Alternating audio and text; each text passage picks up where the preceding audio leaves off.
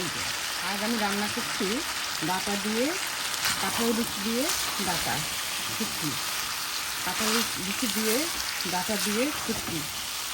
এই শুটকি রান্নাটা কার কার পছন্দ? যাদের পছন্দ তারা আমার বাড়ি চলে আসতে পারে। আমার তো খুবই প্রিয়।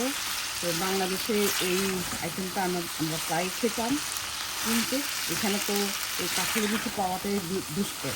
তারপর যাই হোক, কাঁঠালের বিচি দিয়ে এই ডাঁটা দিয়ে শুটকি খাবেন, এটা কি হয়? এই যে দেখুন, আমি এখন কাঁঠালের বিচি দিয়ে ডাঁটা দিয়ে শুটকি দিয়ে রান্না করছি। রান্না করলাম কাঁঠালের বিচি ডাঁটা দিয়ে শুটকি।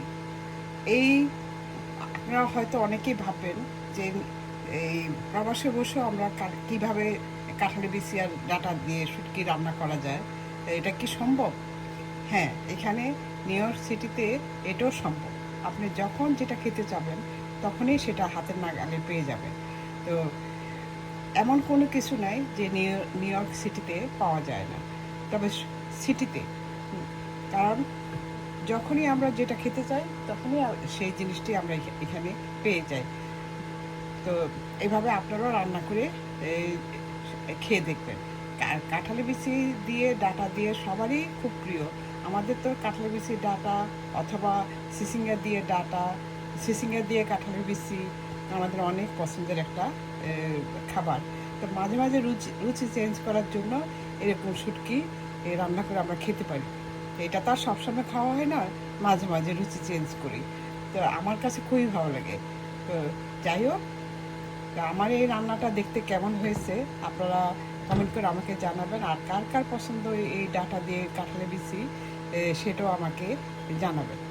তো এরকম এই মানে মজার মজার জিনিস নিয়ে আপনাদের মাঝে আবার হাজির হব। ততক্ষণ পর্যন্ত আপনারা ভালো থাকবেন, সুস্থ থাকবেন। আল্লাহ হাফেজ, বাই। এই যে দেখুন, কাঁঠালের বীজ দিয়ে ডাঁটা দিয়ে শুটকি। এই শুটকিটা এই আমার আমার আমার তো খুবই প্রিয়। এই অনেকেই বলে যে প্রবাসে বসে আমরা এইসব জিনিস খেতে পাই না।